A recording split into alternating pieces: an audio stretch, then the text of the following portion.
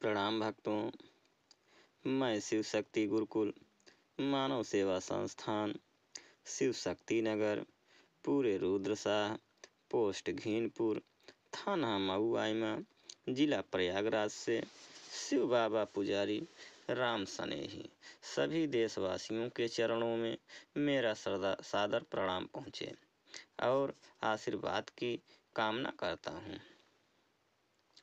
आइए जानते हैं मार्ग शीर्ष कृष्ण उत्पत्ति एकादशी क्यों मनाया जाता है, क्यों मनाए हम लोग, इसके बारे में पहले जानिए समझिए, तब एकादशी का व्रत प्रारंभ करिए।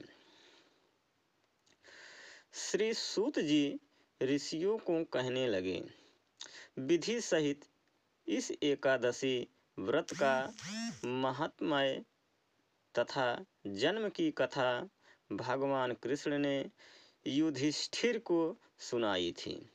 सतयुग में एक महाभयंकर राक्षस मूर नाम का प्रकट हुआ।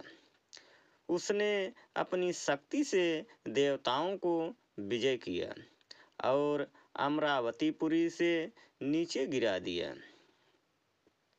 देवता बेचारे मृत्युलोक की गुफाओं में निवास करने लगे और कैलाशपति की शरण में जाकर देवता दैत्य के अत्याचारों का तथा अपने महान दुख का वर्णन किया। शंकर जी की कहने लग गए, आप भगवान विष्णु की शरण में जाइए। आज्ञा पाकर सब देवता क्षीर सागर में गए। वहाँ शेष की सैया पर भगवान शयन कर रहे थे। वेद मंत्रों द्वारा स्तुति करके भगवान को प्रसन्न किया। प्रार्थना करके इंद्र कहने लगा, एक नाड़ा जग नाम का दैत्य ब्रह्मवंश से चंद्रावती नगरी में उत्पन्न हुआ है। उसके पुत्र का नाम मूर है। उस मूर दैत्य ने हमें स्वर्ग से निकाल दिया।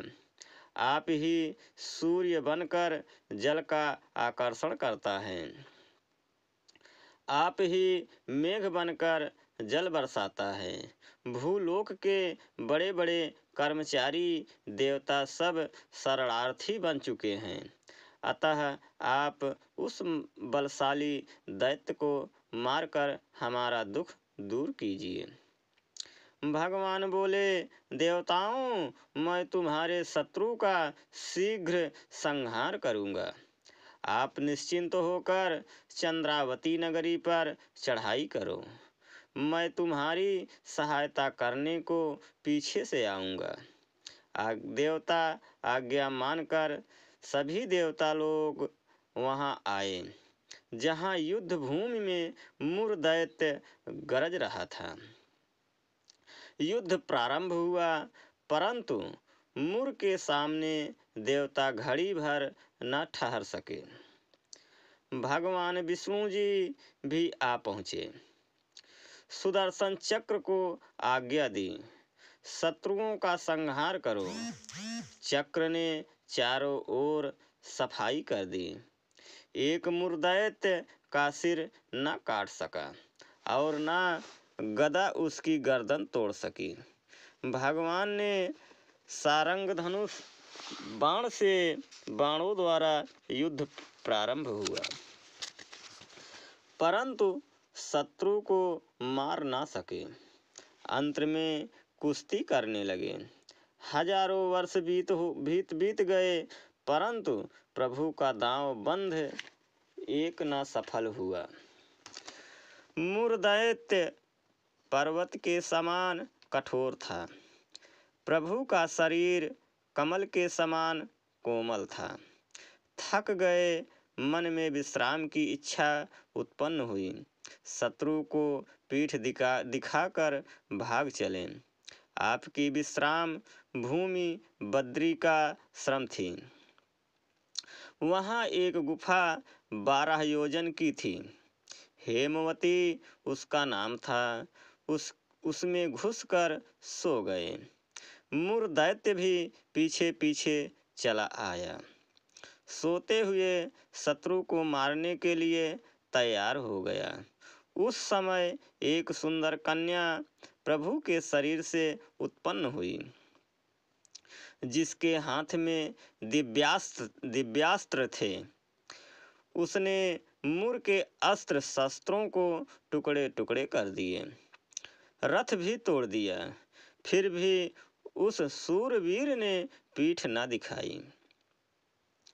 कुश्ती करने को कन्या के समीप आया। कन्या ने धक्का मारकर गिरा दिया और कहा, यह मल्ल युद्ध का फल है। जब उठा तो उसका सिर काटकर कहा, यह हठ योग का फल है। मूर की सेना पाताल को भाग गई। भगवान निद्रा से जागे तो कन्या बोली, यह दैत्य आपको मारने की इच्छा करके आया था। मैंने आपके शरीर से उत्पन्न होकर इसका वध किया। भगवान बोले, तुमने सब देवताओं की रक्षा की है, मैं तुम पर प्रसन्न हूँ। वरदान देने को तैयार हूँ। जो क्रुद्ध मन में इच्छा हो प्रकट मांग लो। कन्या बोली, जो मनुष्य मेरा व्रत करे उनके घर में दूध, पुत्र, धन का विकास रहे, अंत में आपके लोक को प्राप्त करें। भगवान बोले, तू एकादशी तिथि को उत्पन्न हुई है, इस कारण तेरा नाम एकादशी प्रसिद्ध होगा। जो श्रद्धा भक्ति से तेरा व्रत करे उनको सब तीर्थों के समान का फल मिलेगा। घोर पापों से उद्धार करने वाला तेरा व्रत होगा। ऐसा कहकर भगवान अंतर्ध्यान हो गए। पतित पावनी विश्वतारिणी का जन्म मार्गशीर्ष मास के कृष्ण पक्ष में हुआ, इस कारण इसका नाम उत्पन्ना प्रसिद्ध है।